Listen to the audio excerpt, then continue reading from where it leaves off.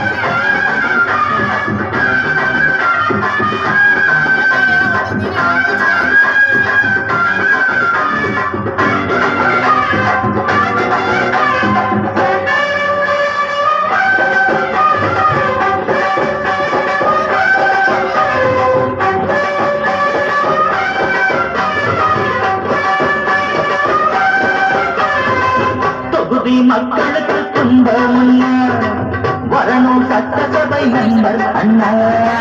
பணத்தை சுருட்டுறது என்ன பாடம் சொல்லிடணும் மீண்டும் நின்ன.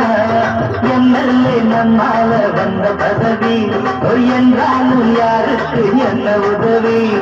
எல்லாத்துக்கும் நோட்டு வைக்க